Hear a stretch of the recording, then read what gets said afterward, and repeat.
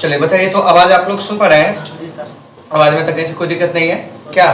एकदम कान तक एकदम गूंज नहीं ना आवाज? चलिए देखिए, आज के सेशन का जो पहला प्रश्न है, देखिए क्या कर रहा है कि महात्मा गांधी प्राण त्याग के समय निम्नलिखित में से किन शब्दों का संबोधन किए थे? ऑप्शन कर रहा है जय श्री कृष्ण, ऑप्शन बी कर रहा है अल्लाह, ऑप्शन सी कर रहा है हे राम, ऑप्शन डी कर रहा है वाह गुरु। तो इनका जो अंतिम शब्द था प्राण त्यागते समय वो था आपको हे राम। क्या था? हे राम। तो सबसे पहले आइए महात्मा गांधी के बारे में जानते हैं कि महात्मा गांधी की हत्या जो हुई थी वो आपको कब हुई थी। तो देखिए, तो गांधी जी की जो हत्या है, ठीक है ना, ध्यान से सुनिएगा, वो आपको 30 जनवरी 1948 को की गई थी। कब की गई थी? 30 जनवरी 1948 को क्या हुआ था कि गांधी जी की हत्या जो है वो आपको नाथूराम गोडसे के द्वारा किया गया था। किसके द्वारा किया गया था? नाथूराम गोडसे के द्वारा। तो इन चीजों को आपको अच्छे से याद रखना है कि महात्मा गांधी की हत्या किसने किया था। तो हम क्या कहेंगे कि आपको नाथूराम गोडसे ने। फिर महात्मा गांधी से कौन से प्रश्न पूछे जाएंगे आपसे, जैसे कि इनके जन्म से भी कभी कभी प्रश्न कर लिया जाता है, ठीक है ना। तो देखिए, तो ये जो महात्मा गांधी जी का जन्म है, ठीक है ना, वो आपको 2 अक्टूबर, कितना अक्टूबर? 2 अक्टूबर, ठीक है ना। ध्यान से सुनिएगा कि 2 अक्टूबर 1869 ईस्वी को महात्मा गांधी का क्या हुआ था? आपको जन्म हुआ था। इसीलिए आपको प्रति साल 2 अक्टूबर को क्या होता है कि इनके जन्म दिवस पर आपको अंतर्राष्ट्रीय अहिंसा दिवस मनाया जाता है। क्या मनाया जाता है? अंतर्राष्ट्रीय अहिंसा दिवस। तो अगर हम आपसे क्वेश्चन कर ले कि बताइए कि अंतर्राष्ट्रीय अहिंसा दिवस जो है किसके जन्म दिवस पर मनाया जाता है, तो हम क्या कहेंगे? तो आपको महात्मा गांधी के जन्म दिवस पर। और महात्मा गांधी का जन्म कब हुआ था? तो याद रखना है 2 अक्टूबर 1869 को। कहाँ हुआ था? तो पोरबंदर, गुजरात में, ठीक है ना। तो यहाँ से ऐसे क्वेश्चन से पूछे जा सकते हैं। फिर इनके पिता का नाम पूछेगा, तो पिता का नाम याद रखिएगा करमचंद गांधी, माता का नाम तो पुतलीबाई और पत्नी का नाम तो कस्तूरबा गांधी। गांधी जी के 5वें पुत्र के रूप में हम लोग जमनालाल बजाज को क्या करते हैं, जानते हैं। तो इस बात सब जो हो गया वो आपको कॉमन हो गया। तो इन चीजों को आपको अच्छे से क्या करना है, याद रखना है। फिर यहाँ से कभी कभी प्रश्न कर लिया जाएगा, जैसे कि गांधी जी को कुछ उपाधियां जो है वो आपको दी गई है, तो उस उपाधि के बारे में हम लोग क्या करते हैं कि आपको चर्चा करते हैं। तो देखिए, गांधी जी को बहुत सारी उपाधि दी गई है, जैसे कि एक इन्हें बापू की उपाधि दी गई है। बापू के अलावे इन्हें क्या है कि आपको महात्मा की उपाधि दी गई है। किसकी उपाधि दी गई है? महात्मा की उपाधि दी गई है। इन्हें जो है आपको राष्ट्रपिता की उपाधि दी गई। क्या दी गई है? राष्ट्रपिता जो है, इस राष्ट्रपिता की उपाधि से भी इन्हें क्या है कि आपको सम्मानित किया गया है, ठीक है ना। इसके अलावे इन्हें क्या है कि आपको अर्धनग्न फकीर, क्या है? अर्धनग्न फकीर के नाम से भी इन्हें क्या किया गया कि आपको संबोधित किया गया। किसको? तो गांधी जी को, ठीक है ना। तो देखिए, तो कभी कभी प्रश्न पूछ लिया जाएगा कि गांधी जी को बापू कौन कहा था, ठीक है ना। तो गांधी जी को बापू कहने वाले जो व्यक्ति थे वो थे आपको पंडित जवाहरलाल नेहरू। कौन थे? पंडित जवाहरलाल नेहरू। याद रखिएगा कि गांधी जी को बापू जो कहा था वो कौन कहा था? तो आपको पंडित जवाहरलाल नेहरू। इस बात को आपको अच्छे से याद रखना है, ठीक है ना। महात्मा गांधी को महात्मा की उपाधि जो दिए थे वो आपको रविंद्रनाथ टैगोर ने। कौन दिए थे?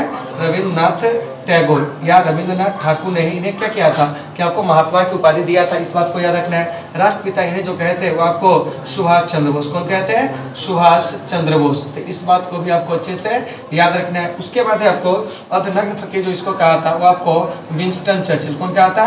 विंस्टन चर्चिल, ठीक है ना, जो कि आपको द्वितीय विश्व युद्ध के समय ब्रिटेन के क्या थे कि आपको प्रधानमंत्री थे, ठीक है ना। तो इन्होंने ही क्या किया था कि गांधी जी को आपको अर्धनग्न फकीर कहा था, ठीक है ना। और गांधी जी के बारे में क्या हुआ था कि उन्होंने एक बार यह कहा था, ठीक है ना, कि जब हम दुनिया में हर कहीं जीत रहे होते हैं तब इस कमबख्त बूढ़े के सामने कैसे झुक जाए। तो वो कहने वाला भी जो था वो कौन था?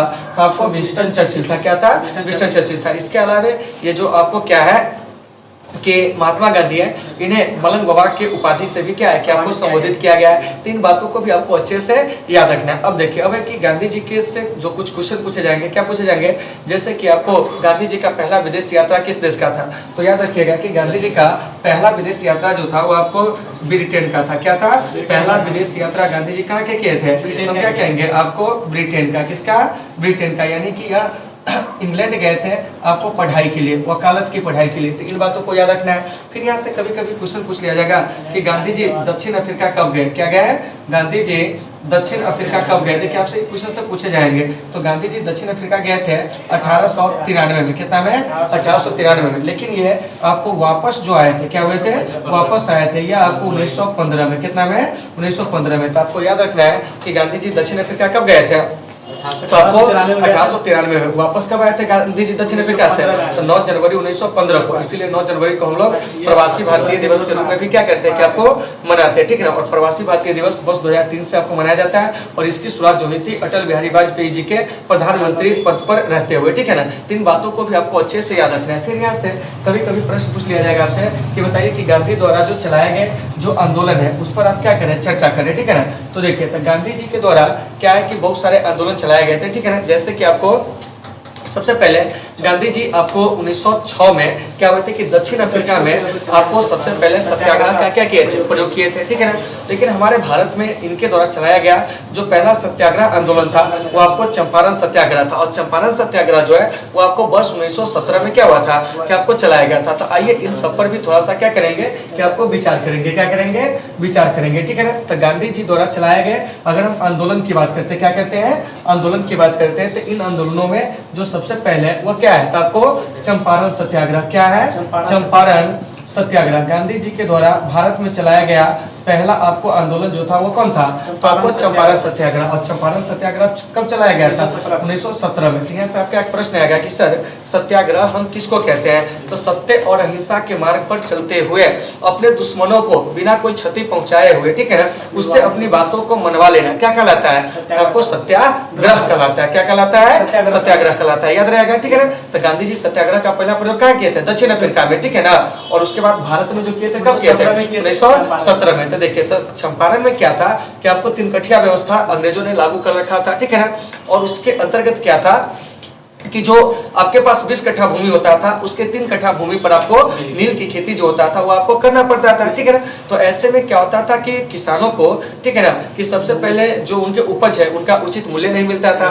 दूसरी बात, किसानों की भूमि जो थी बंजर हो रही थी। तो ऐसे परिस्थिति में ये जो किसान थे यहाँ के वह इससे निजात पाना चाहते थे। इसी क्रम में 1916 में जो कांग्रेस का लखनऊ अधिवेशन हुआ था, तो उस लखनऊ अधिवेशन में क्या हुआ था कि आपको गांधी जी की जो मुलाकात है, ठीक है ना, यानी कि राजकुमार शुक्ल से हुई है, ऐसे नहीं कहेंगे, राजकुमार शुक्ल की मुलाकात जो है वो आपको गांधी जी से हुई, ठीक है ना। तो गांधी जी ने राजकुमार शुक्ल ने गांधी जी को क्या किए थे जानते हैं कि आपको चंपारण में हो रहे किसानों के अत्याचार के बारे में बताया। गांधी जी को चंपारण आने का न्योता दिया राजकुमार शुक्ल नामक किसान ने, ठीक है ना। तो अब गांधी जी जो थे वो आपको क्या हुए थे कि आपको मतलब चंपारण आए, ठीक है ना, अप्रैल 1917 में। यहाँ की व्यवस्था को देख के मूल्यांकन किए, क्या किए, मूल्यांकन किए। और उसके बाद उन्होंने क्या हुआ कि अंग्रेजों के द्वारा यह जो लागू व्यवस्था थी उसको उन्होंने क्या किया कि समाप्त करने का निश्चय किया। तो इसके लिए उन्होंने क्या किया था कि सत्याग्रह का पहला प्रयोग किया था। तो आपसे क्वेश्चन पूछा जाएगा कि चंपारण सत्याग्रह का संबंध किस राज्य से, तो हम क्या कहेंगे, तो आपको बिहार से। कहां से, बिहार से। गांधी जी को चंपारण आने का न्योता कौन दिया था, तो राजकुमार शुक्ल नामक एक स्थानीय किसान जो कि आपको चंपारण के ही थे, बिहार के ही थे, ठीक है ना। फिर यहाँ से एक प्रश्न और आपसे पूछा जा सकता है क्या कि ये जो आप देख रहे हैं क्या कि चंपारण सत्याग्रह यह कब हुआ था, तो 1917 में हुआ था। तो इस बात को भी आपको अच्छे से क्या कहना है, याद रखना है, ठीक है ना। राजकुमार शुक्ल की मुलाकात गांधी जी से कहाँ हुई थी, तो लखनऊ अधिवेशन 1916 में। तो इस सब बात को आपको अच्छे से याद रखना है, ठीक है ना। तो गांधी जी द्वारा चलाया गया भारत में जो पहला सत्याग्रह आंदोलन था वो कौन था, चंपारण सत्याग्रह, ठीक है ना। दूसरा जो है वो आपको क्या था, तो अहमदाबाद श्रमिक आंदोलन। क्या था, अहमदाबाद श्रमिक आंदोलन। तो देखिए, अहमदाबाद श्रमिक आंदोलन जो है यह आपको गांधी जी के द्वारा ही क्या हुआ था, 1918 में आपको शुरू किया गया था, ठीक है ना। जब आपको अहमदाबाद में प्लेग की क्या हुई थी कि आपको बीमारी आ गई थी और मिल मालिकों ने मजदूर से किए हुए बोनस जब नहीं दे रहे थे तब, ठीक है ना। तो देखिए, यहाँ पर ज्यादा विस्तार से इसको नहीं जानेंगे, ठीक है ना। उसके बाद है खेरा किसान आंदोलन। यह किसान का आंदोलन था, ठीक है ना। तो खेरा किसान आंदोलन भी आपको गांधी जी के नेतृत्व में ही चला था। कब था, 1918 में। कितना में, 1918 में। उसके बाद है आपको असहयोग आंदोलन। क्या है, असहयोग आंदोलन। तो असहयोग आंदोलन जो है गांधी जी के नेतृत्व में ही क्या हुआ था कि आपको 1920 में क्या हुआ था, आपको शुरू हुआ था, 1922 तक यह आंदोलन चला था। चौरी चौरा कांड के बाद इस आंदोलन को बंद कर दिया गया। और ये जो असहयोग आंदोलन है, ध्यान से सुनिएगा, ठीक है ना, यह गांधी जी के द्वारा शुरू किया गया क्या था कि आपको पहला जन आंदोलन था। तो इस बात को भी आपको अच्छे से याद रखना है। उसके बाद है आपको सविनय अवज्ञा आंदोलन। क्या है, सविनय अवज्ञा आंदोलन। तो सविनय अवज्ञा आंदोलन जो है ध्यान से सुनिएगा, यह आपको गांधी जी के द्वारा क्या हुआ था 1930 में शुरू किया गया था और 1931 तक यह पहले टर्म में चला था, जब आपको गांधी इरविन समझौता हो गया, ठीक है ना, वहां तक। उसके बाद फिर क्या हुआ था कि आपको सेकेंड टर्म जो था इसका आपको जब आपको क्या हुआ था कि गोलमेज सम्मेलन जो हुआ था उसमें जब हमारी बातों को पूरी नहीं की गई तो उसके बाद गांधी जी के द्वारा इसे पुनः क्या किया गया था, शुरू किया गया था, ठीक है ना। तो इन चीजों को अच्छे से याद रखना है। उसके बाद है एक आपको अंतिम आंदोलन जो गांधी जी के द्वारा चलाया गया था बड़ी आपको विकराल रूप में, वो था आपको भारत छोड़ो आंदोलन यानी कि क्विट इंडिया मूवमेंट। और इसमें गांधी जी पहली बार जो थे आपको हिंसक नारा दिए थे कि करो या मरो। तो भारत छोड़ो आंदोलन 1942 में क्या हुआ था कि 8 अगस्त के दिन शुरू हुआ था। तो ये सब गांधी जी के द्वारा चलाया गया क्या है कि आपको प्रमुख आंदोलन है। और कभी कभी क्वेश्चन पूछ लिया जाएगा भारत छोड़ो का नारा कौन दिया था, तो यूसुफ मेहर अली। और भारत छोड़ो आंदोलन के दौरान, ठीक है ना, ध्यान से सुनिएगा कि आपको करो या मरो का नारा कौन दिए थे, तो आपको गांधी जी। तो देखिए गांधी जी से सामान्यतः यही क्वेश्चन आपके बोर्ड लेवल तक क्या होंगे कि आपको पूछे जा सकते हैं। इससे ज्यादा की उम्मीद नहीं है कि इससे ज्यादा आपको पूछे भी जाएंगे, ठीक है ना। चलिए आगे देखिए अगला प्रश्न क्या कह रहा है कि सौराष्ट्र किस राज्य का अंग है? महाराष्ट्र, राजस्थान, कर्नाटक, गुजरात। तो देखिए ये जो सौराष्ट्र है यह आपको गुजरात का अंग है। किसका अंग है? गुजरात का। तो देखिए यहाँ से कुछ क्वेश्चन जो है आपको इस प्रकार के पूछे जाते हैं, आप इसे क्या करेंगे अच्छे से नोट करेंगे। जैसे कि सौराष्ट्र पूछेगा कभी भी, ठीक है ना, याद रखिएगा। तो ये जो सौराष्ट्र है यह गुजरात का हिस्सा है। किसका हिस्सा है? गुजरात का। याद रखिएगा कि सौराष्ट्र किस राज्य का हिस्सा है? गुजरात का। ऐसा ही क्वेश्चन पूछेगा कभी कभी आपको विदर्भ, क्या पूछेगा? विदर्भ। तो विदर्भ किसका हिस्सा है? तो आपको महाराष्ट्र का। किसका है? महाराष्ट्र का, ठीक है ना। उसके बाद आपसे पूछ देगा मारवाड़, क्या है? मारवाड़। तो मारवाड़ किसका हिस्सा है? तो आपको राजस्थान का। किसका है? राजस्थान का। इस बात को आपको अच्छे से याद रखना है। फिर यहाँ से एक और भी पूछा जा सकता है आपसे, क्या आपको बुंदेलखंड, क्या है? बुंदेलखंड। कि बुंदेलखंड किसका हिस्सा है? तो बुंदेलखंड जो है वह आपको उत्तर प्रदेश का हिस्सा है। किसका हिस्सा है? उत्तर प्रदेश का हिस्सा है, ठीक है ना। तो इस चीज को आपको अच्छे से क्या करना है कि याद रखना है। कभी पूछेंगे सौराष्ट्र तो कर देना आपको गुजरात, विदर्भ तो महाराष्ट्र, मारवाड़ तो राजस्थान, बुंदेलखंड कहेंगे तो क्या हो जाएगा आपको उत्तर प्रदेश। क्या है? उत्तर प्रदेश। तो इसमें से आपके एग्जाम में सौराष्ट्र और विदर्भ वाला ये क्वेश्चन सब जो है तो आपको काफी ज्यादा क्या होते हैं कि आपको पूछे जाते हैं। और इन क्षेत्रों में क्या है कि आपको विशेष चीजें जो है वो आपको सरकार के द्वारा इन क्षेत्रों को क्या है कि आपको दी गई है। क्या है? दी गई, ताकि अखंड भारत जो है हमारा वो हमेशा रहे। क्या रहे?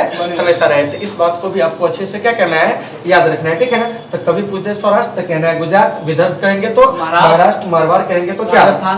राजस्थान, ठीक है ना। बुंदेलखंड कहेंगे तो क्या कहेंगे कि आपको उत्तर प्रदेश। चलिए तो यहाँ से पूछा था क्वेश्चन सौराष्ट्र किस राज्य का हिस्सा है, तब क्या कहेंगे? गुजरात का। आगे देखिए कहा कि भारत सरकार विविध कल्याणकारी योजनाओं को लागू किसके माध्यम से करता है? तो वह आपको ऑप्शन दे रहा है कि राज्य के नीति निर्देशक सिद्धांत, ऑप्शन कर रहा है मौलिक अधिकार, ऑप्शन सी कर रहा है संसदीय अधिनियम, ऑप्शन डी कर रहा है मंत्रिपरिषद के निर्णय। तो देखिए कल्याणकारी राज्य की स्थापना जो करती है भारत सरकार वह आपको राज्य के नीति निर्देशक तत्व के तहत, ठीक है ना, यानी कि राज्य के नीति निर्देशक सिद्धांत के तहत। तो आइए आपको यहाँ से हम राज्य के जो नीति निर्देशक सिद्धांत है उस पर थोड़ा सा क्या करते हैं कि जानकारी दे दूं, ठीक है ना। तो देखिए राज्य के जो नीति निर्देशक सिद्धांत है उसको हम लोग बोलते हैं डीपीएसपी। क्या बोलते हैं? डीपीएसपी। अब कहेंगे कि सर जी ये जो डीपीएसपी है इसका मतलब होता है क्या? तो डायरेक्टिव, ठीक है ना, प्रिंसिपल्स ऑफ स्टेट पॉलिसी, ठीक है ना। यानी कहने का मतलब हुआ कि राज्य के नीति निर्देशक सिद्धांत, ठीक है ना। तो इसका पूर्ण एकदम अच्छे से याद रखेंगे कि डायरेक्टिव, ठीक है ना, प्रिंसिपल्स, क्या है? प्रिंसिपल्स ऑफ स्टेट पॉलिसी, ठीक है ना। तो ये जो डीपीएसपी है यह आपको कहां से लिया गया है हमारे संविधान में? सबसे पहले तो यही पूछा जाएगा। तो डीपीएसपी जो है हमारे देश में आपको आयरलैंड से प्रेरित है। कहां से प्रेरित है? आयरलैंड से। मतलब कि राज्य के नीति निर्देशक तत्व जो है कहां से लिया गया है? तो आपको आयरलैंड से। और इसकी चर्चा आपको संविधान के भाग जो है वो आपको 4 में है। किसमें है? संविधान के भाग 4 में, ठीक है ना। और अगर अनुच्छेद पूछ दे, क्या पूछ दे? अनुच्छेद, ठीक है ना। तो भारतीय संविधान के अनुच्छेद 36 से 51 में आपको डीपीएसपी की क्या है कि आपको चर्चा की गई है। और ये जो डीपीएसपी है इसका जो उद्देश्य है, क्या है? उद्देश्य है वो आपको क्या है जानते हैं? तो वह आपको लोक कल्याणकारी, क्या है? लोक कल्याणकारी राज्य की स्थापना करना। क्या करना? लोक कल्याणकारी राज्य की स्थापना करना। क्या करना? लोक कल्याणकारी राज्य की स्थापना करना ही क्या है कि आपको डीपीएसपी का क्या है कि आपको उद्देश्य है। तो कभी भी अगर प्रश्न पूछ दे आपसे कि बताइए कि ये जो डीपीएसपी है, ठीक है ना, ये किस देश से प्रेरित है, तो हम क्या कहेंगे आयरलैंड से। कहां से? आयरलैंड से, ठीक है ना। और इसकी चर्चा संविधान के किस भाग में है? भाग 4 में, ठीक है ना। अनुच्छेद कहेंगे तो क्या कहिएगा 36 से 51 में, ठीक है ना। इसका उद्देश्य क्या है? तो आपको लोक कल्याणकारी राज्य की स्थापना करना है, ठीक है ना। तो यहाँ से यही क्वेश्चन सब आपके एग्जाम में आ सकते हैं। और इसकी चर्चा अनुच्छेद 36 से 51 में, ठीक है ना। तो गांधी जी का क्या था कि आपको एक सपना था कि भारत में एक लोक कल्याणकारी राज्य की स्थापना किया जाए, ठीक है ना। तो उन्हीं के सपना को साकार करने के लिए हमारे भारत में भी आपको क्या है कि डीपीएसपी जो है वो आपको हमारे संविधान सभा के जो लोग थे, ठीक है ना, संविधान निर्माण करने वाले जो लोग थे, उन्होंने आपको आयरलैंड से इसे क्या किया? ग्रहण किया। क्या किया? ग्रहण किया। तो इस बातों को आपको अच्छे से क्या करना है? याद रखना है। तो वही आपका प्रश्न कर रहा है कि बताइए कि ये जो डीपीएसपी है, ठीक है ना, इसके माध्यम से क्या होते हैं? तब कहेंगे कि लोक कल्याणकारी राज्य की क्या होती है? स्थापना होती है। अगला प्रश्न देखिए क्या कर रहा है, माउंटबेटन योजना कब बना था? तो देखिए माउंटबेटन योजना जो है वो आपको 3 जून 1947 को क्या हुआ था कि आपको बना था, ठीक है ना। और माउंटबेटन योजना के आधार पर ही भारत का क्या हुआ था कि आपको विभाजन हुआ था। और भारत जो है 15 अगस्त 1947 को आजाद हुआ। और ये जो आपको पाकिस्तान है वो आपको 14 अगस्त 1947 को आजाद हुआ। तो यहाँ से पूछे जाने वाले क्वेश्चन, स्वतंत्र भारत के पहले प्रधानमंत्री कौन थे? तो हम क्या कहेंगे? तो आपको पंडित जवाहरलाल नेहरू। यहाँ से क्वेश्चन पूछा जाएगा, स्वतंत्र भारत के पहले गवर्नर जनरल कौन थे? Lord Mountbatten. इस चीज को आपको याद रखना है। फिर यहाँ से एक प्रश्न और भी आपसे पूछा जा सकता है कि बताओ कि पाकिस्तान के प्रथम गवर्नर जनरल कौन थे? तो आपको मोहम्मद अली जिन्ना। फिर यहाँ से प्रश्न ये भी तो पूछा जा सकता है कि पाकिस्तान के पहले प्रधानमंत्री कौन थे? तो आपको लियाकत अली। तो इन सारे चीजों को आपको बेहतर तरीके से क्या करना है? समझना है और अच्छे से इसको क्या करना है? नोट करते भी चलना है। फिर क्वेश्चन ये भी पूछा जा सकता है आपसे कि बताइए कि स्वतंत्र भारत के, ठीक है ना, कि प्रथम व अंतिम भारतीय गवर्नर जनरल कौन थे? तो वो आपको चक्रवर्ती राजगोपालाचारी थे। तो इन सारे चीजों को आपको अच्छे से क्या करना है? नोट करना है। जहां भी दिक्कत होगी आप लोग बताएंगे कमेंट करके, ठीक है ना। अगला प्रश्न देखिए क्या कर रहा है, मणिपुर रियासत को भारतीय संघ में कब मिला लिया गया था? तो देखिए मणिपुर रियासत को भारतीय संघ में जो मिलाया गया था वह आपको 1948 में, कितना में मिलाया गया था? 1948 में। क्योंकि देखिए आपका ऑप्शन कह रहा है 1950, 1955, 1948, 1957। तो ये जो रियासत मिले थे मणिपुर हमारे भारत में वो आपको 1948 में मिला था। कब मिला था? 1948 में। तो इससे आपको देख लेना। अब मणिपुर जो वर्तमान में अभी क्या है कि आपको एक स्टेट है जिसकी राजधानी जो है वो आपको इम्फाल है। क्या है? इम्फाल है। और वह आपको पूर्वोत्तर का क्या है? राज्य है। क्या है कि वह एक आपको पूर्वोत्तर का हिस्सा है। तो कभी कभी प्रश्न ये भी कर लिया जाता है कि पूर्वोत्तर के अंतर्गत कौन कौन राज्य आते हैं? तो देखिए पूर्वोत्तर के अंतर्गत अभी आपको 7 राज्य आते हैं। आपके एग्जाम में क्वेश्चन ऐसे पूछा जाता है कि इनमें से कौन सा राज्य पूर्वोत्तर के अंतर्गत नहीं आते हैं, या पूर्व उत्तर भारत के अंतर्गत नहीं आते हैं, या इनमें से कौन सा राज्य पूर्व उत्तर के अंतर्गत आते हैं। तो आपको आंसर जो है सही चुनना है, ठीक है ना। तो देखिए पूर्व उत्तर के अंतर्गत आने वाले जो राज्य है वो आपको 7 है। तो सबसे पहले हम नंबर दे देते हैं, ठीक है ना। और नंबर देने के बाद फिर आप लोगों से हम क्या करेंगे? पूछेंगे। क्या करेंगे? पूछेंगे, ठीक है ना। और आप लोगों को सही सही बताना है। तो देखिए एक में सबसे पहले हम चलते हैं आपको राइट साइड से। कैसे चलते हैं? राइट साइड से। तो इसमें सबसे पहले आपको अरुणाचल प्रदेश कौन हो जाएगा? अरुणाचल प्रदेश। इसको पहले नेफा के नाम से जाना जाता था। कैसे जाना जाता था? नेफा के नाम से। याद रखिएगा कि अरुणाचल प्रदेश को पहले किस नाम से जाना जाता था? तो आपको नेफा NEF यानी कि नॉर्थ ईस्ट फ्रंटियर एजेंसी। क्या है? North east frontier agency. दरोगा में 2018 में क्वेश्चन जो था वो आपको पूछा गया था, ठीक है ना। तो चलिए अरुणाचल प्रदेश हो गया। उसके बाद इसके नीचे जो है नागालैंड। क्या जाएगा? नागालैंड। नागालैंड की जो राजधानी है वो आपको कोहिमा है। कहाँ है? कोहिमा है। और सामरिक महत्व के आधार पर सबसे पहले नागालैंड राज्य का ही गठन हुआ था। इसके बाद है आपको नागालैंड के बाद मणिपुर। क्या है? मणिपुर। तो मणिपुर की राजधानी कहाँ है? इम्फाल है। मणिपुर के बाद जो है वो आपको मिजोरम है। कौन है? मिजोरम है। याद रखिएगा। मिजोरम के बाद जो है वो आपको त्रिपुरा है। क्या है? त्रिपुरा। त्रिपुरा के बाद जो है वो आपको मेघालय। कौन है? मेघालय। और एक जो है आपको 7वां वो आपको कौन है? असम है। कौन है? असम है। देखिए तो ये जो सभी राज्य है, ठीक है ना, या इसे कहा जाता है पूर्वोत्तर के 7 बहनों का राज्य। क्या कहा जाता है? पूर्वोत्तर का 7 भारत क्या कहते हैं? 7 बहनों का राज्य। तो कभी कभी प्रश्न कर लिया जाएगा कि पूर्वोत्तर में 7 बहनों का राज्य के अंतर्गत कौन कौन से राज्य आते हैं? तो इसमें से 7 का नाम बता देना है, ठीक है ना। आज जितने भी आप राज्य देख रहे हैं सबकी सीमा जो है असम से सटता है। किससे सटता है? असम से सटता है, ठीक है ना। तो देखो अरुणाचल प्रदेश, इसका गठन 1987 में, याद रखिएगा, ठीक है ना। इसको पहले नेफा के नाम से जाना जाता था, north east frontier agency. Nagaland, इसका गठन 1963 में सामरिक महत्व के आधार पर हुआ था, ठीक है ना। मणिपुर, इसका विलय जो हुआ था भारतीय संघ में, पहले ये रियासत था 1948 में, अभी इसकी राजधानी जो है वो आपको इम्फाल है, ठीक है ना। मिजोरम जो है, मिजोरम जो बना था वो आपको कब बना था, 1987 में, ठीक है ना। और ये जो मिजोरम है इसकी जो राजधानी है वो आपको आइजोल है। त्रिपुरा, मेघालय, ये दोनों जो बना था 1972 में। त्रिपुरा जो है भारत का एक ऐसा स्टेट है जो 3 ओर से बांग्लादेश से क्या है, घिरा हुआ है, ठीक है ना। मेघालय, जिसे मेघों का घर कहते हैं, यह अभी आपको 1972 में बना था। और मेघालय में ही सबसे अधिक भारत में क्या होती है कि आपको वर्षा होती है, ठीक है ना। इस बात को याद रखना है। और इसका एक जगह जो है मौसीराम है, वहां पर सबसे अधिक वर्षा मतलब मापा गया है, ठीक है ना। उसके बाद है असम, तो असम की राजधानी क्या है आपको, दिसपुर है। तो इन सभी बातों को आपको अच्छे से याद रखना है। तो आपसे कभी कभी एग्जाम में क्वेश्चन पूछ लिया जाएगा क्या कि बताइए कि पूर्व उत्तर के अंतर्गत कौन कौन राज्य आते हैं। तो उम्मीद है कि आप इसे फटाफट क्या कर लेंगे, क्लियर कर लेंगे, ठीक है ना। कोई भी अगर एग्जाम में क्वेश्चन आया, कैसा भी आए, उम्मीद है कि आप यहाँ से इसे बना पाएंगे, ठीक है ना। तो फटाफट आप लोग इसका स्क्रीनशॉट ले लीजिए, नहीं तो जिनको नोट करना है वो नोट कर लीजिए।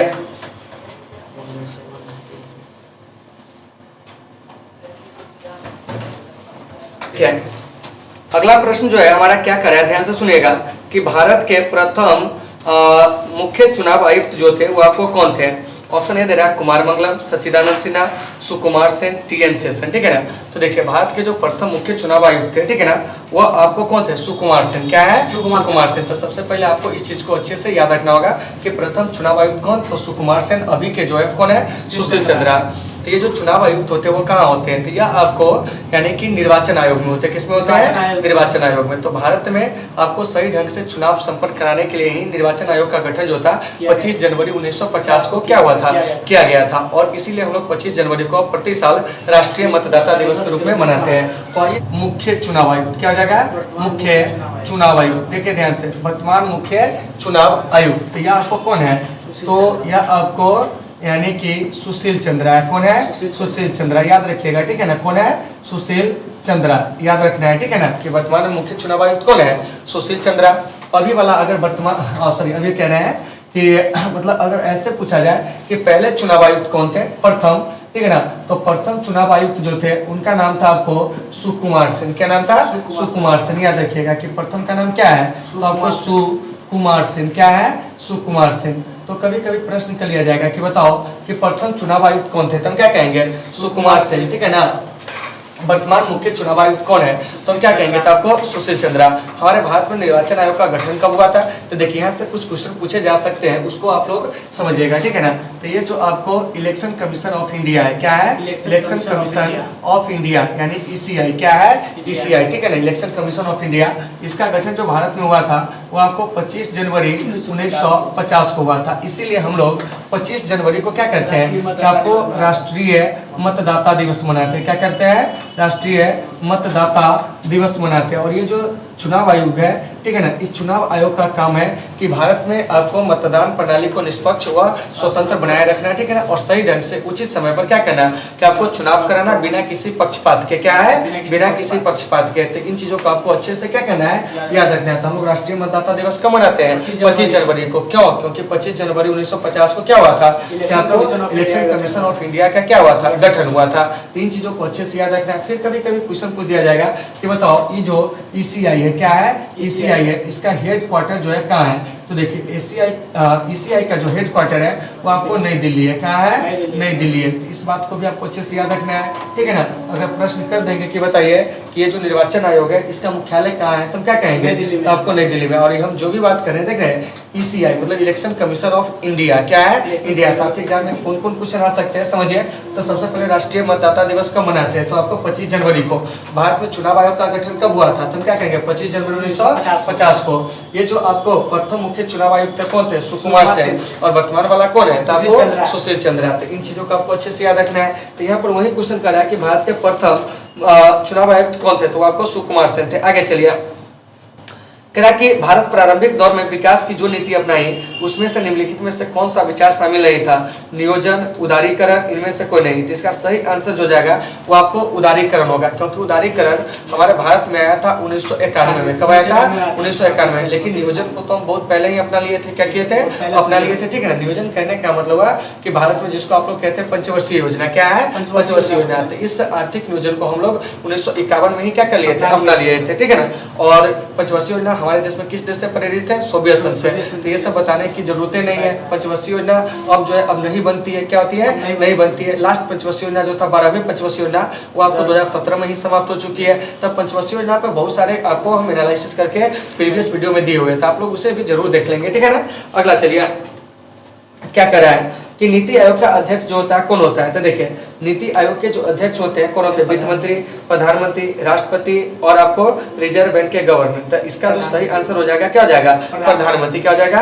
प्रधानमंत्री। तो देखिए तो यहाँ से आपको कुछ चीज ऑप्शन के माध्यम से समझा देते हैं। जैसे सबसे पहले आपको नीति आयोग क्या है? नीति आयोग। सबसे पहले इसको समझने का प्रयास करिए, NITI, ठीक है ना, नीति आयोग। तो नीति आयोग में नीति का कभी कभी पूर्ण रूप देगा आपसे, तो इसको आप लोग याद रखिएगा कि नेशनल, क्या याद रखिएगा? National institution. क्या हो जाएगा? नेशनल इंस्टीट्यूशन फॉर, क्या हो जाएगा? For transforming India. क्या हो जाएगा? ट्रांसफॉर्मिंग। क्या हो जाएगा? Transforming India. क्या हो जाएगा? Transforming India. या आपको क्या होते हैं? आपको नीति का पूर्ण रूप होता है। क्या होता है नीति का पूर्ण रूप? देखिए तो national institution for transforming India. और ये जो नीति आयोग है इसका गठन कब हुआ था जानते हैं? तो आपको याद रखिएगा 1 जनवरी, ठीक है ना, आपको 2015 को नीति आयोग का क्या हुआ था? क्या आपको गठन हुआ था? याद रखना है कि 1 जनवरी 2015 को नीति आयोग का गठन हुआ था। और ये जो नीति आयोग है याद रखिएगा यह आपको योजना आयोग का जगह लिया। किसका जगह लिया? योजना आयोग का, ठीक है ना। मतलब नीति आयोग किसका जगह लिया बताइए तो? ये आपको योजना आयोग का जगह लिया। किसका जगह लिया? योजना आयोग का। और याद रखिएगा ये जो योजना आयोग है, ठीक है ना, वो पहले हमारे देश में पंचवर्षीय योजना बनाती थी, ठीक है ना। यहाँ से फिर क्वेश्चन पूछेंगे कि सर नीति आयोग को हिंदी में क्या कहेंगे? तो हम कह सकते हैं भारत राष्ट्रीय परिवर्तन संस्था या राष्ट्रीय आपको भारत परिवर्तन संस्था, दोनों में से कोई भी आप बोल सकते हो, क्योंकि इसका कोई आपको मतलब कि क्या कहते हैं औचित्य नाम दिया जाए ऐसा कुछ नहीं है, ठीक है ना। चलिए देखिए तो ये जो नीति आयोग है, ठीक है ना, इस नीति आयोग ने किसका जगह लिया था? आपको योजना आयोग। तो प्रश्न पूछा जाएगा कि योजना आयोग को भंग कब कर दिया गया था? तो योजना आयोग को याद रखिएगा 2014 में भंग कर दिया गया। कितना में? 2014 में भंग कर दिया गया। और यह जो योजना आयोग बना था कब बना था? तो आपको 15 मार्च 1950 को, कितना को? 1950 को। तो याद रखना है कि 15 मार्च 1950 को योजना आयोग बना था। फिर यहाँ से क्वेश्चन पूछेगा कि भैया बताओ ये जो नीति आयोग है क्या है? नीति आयोग है। और ये जो योजना आयोग है इसके अध्यक्ष कौन है? ठीक है ना, तो आपको प्रधानमंत्री कहेंगे, क्योंकि देखिए विघटित योजना आयोग के अध्यक्ष भी प्रधानमंत्री होते थे। अभी जो नीति आयोग है उसके भी अध्यक्ष कौन है? तो आपको प्रधानमंत्री है। तो देखिए तो यहाँ पर क्या ऑप्शन दिया हुआ है? वित्त मंत्री। तो थोड़ा सा देखिए इसको अलग प्रोसेस में हम ले चलते हैं, ठीक है ना।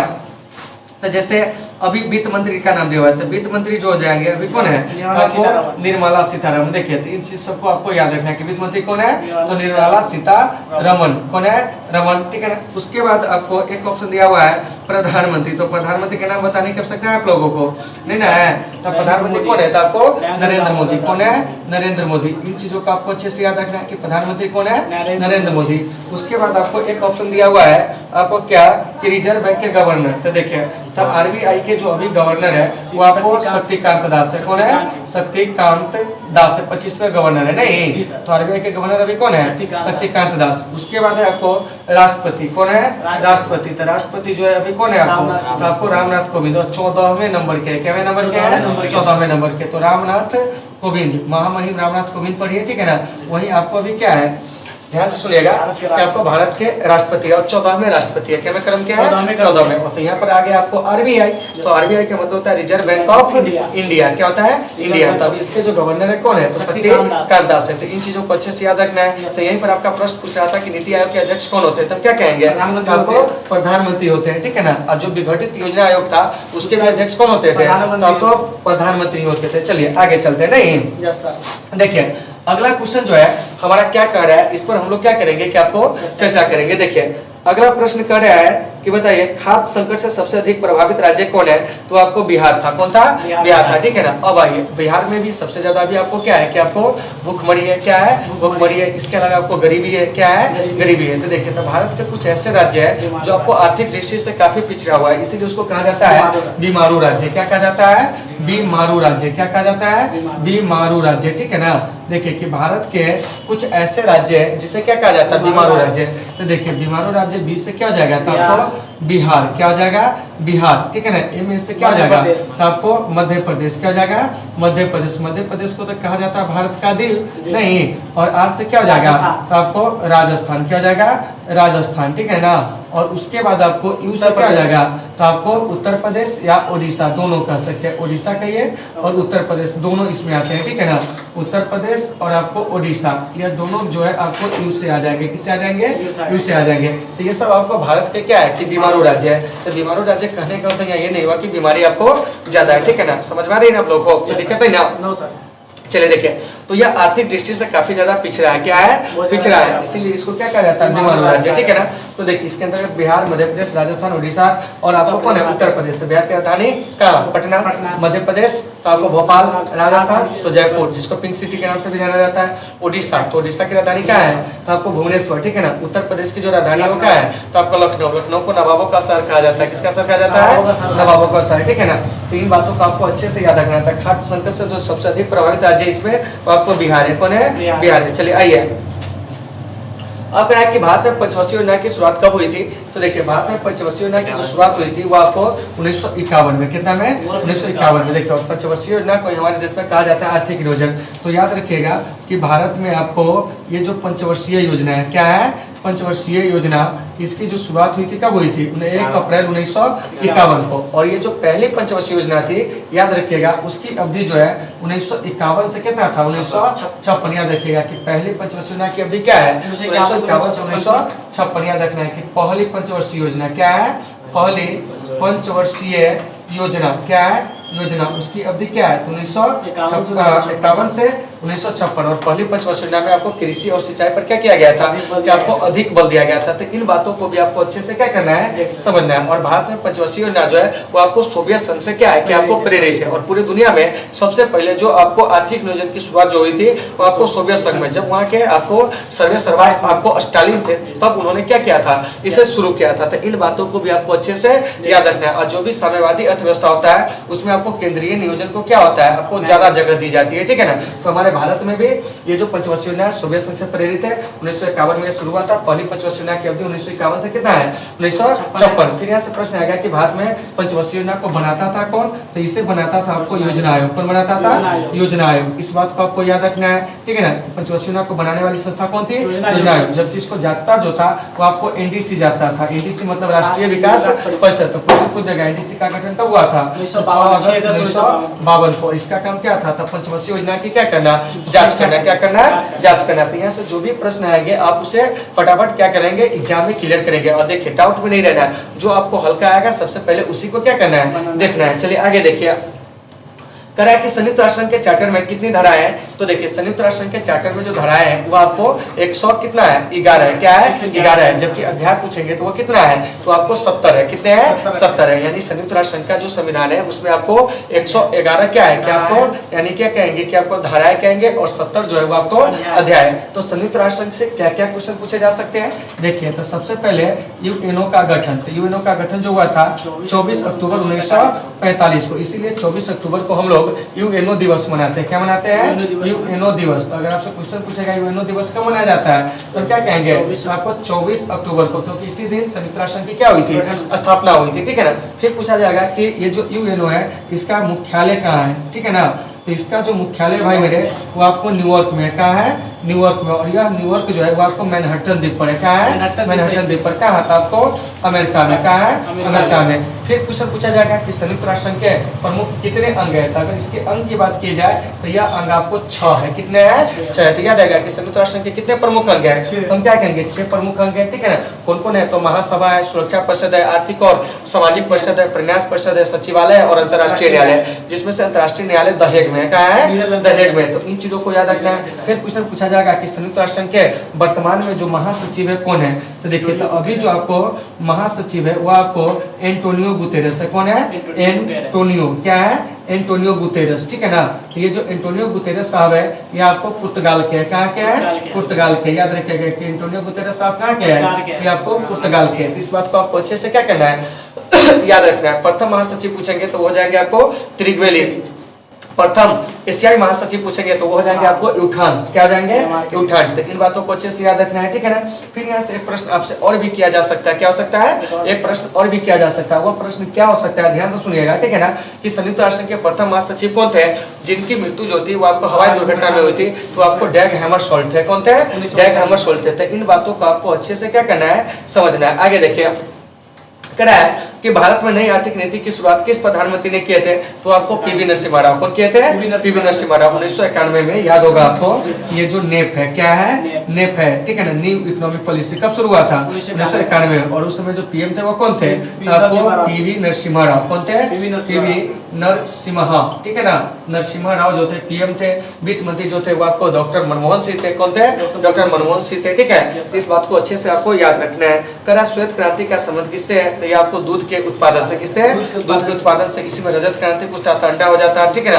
खाद्यान्न उत्पादन के लिए कहता तो आपको हरित क्रांति हो जाता है। क्या हो जाता है? हरित क्रांति। नीली क्रांति कहता तो आपको मत्स्य पालन, क्या है? मत्स्य उत्पादन। तो इन सारे चीजों का आपको अच्छे से मतलब कि नोट कर लेना है। आपका यहाँ वही क्वेश्चन कराया है कि श्वेत क्रांति का संबंध किससे है? तो वो आपको दूध के उत्पादन से। और श्वेत क्रांति के जनक भारत में किसे कहा जाता है? तो डॉक्टर वर्गीज कुरियन को। तो उम्मीद है कि आपको आज के सेशन के सारे प्रश्न जो होंगे समझ में आ गए होंगे। आप लोगों को अगर कहीं से किसी प्रकार की कोई समस्या होती है तो आप लोग कमेंट करके जरूर बताएंगे। हम आपकी समस्या का हर संभव समाधान करने का प्रयास करेंगे। तो चलिए आज के इस टॉपिक को यहीं पे विराम देते हैं। फिर मिलते हैं हम आपसे नेक्स्ट वीडियो में। जब तक के लिए आप सबसे सुविधा। Take care all of you.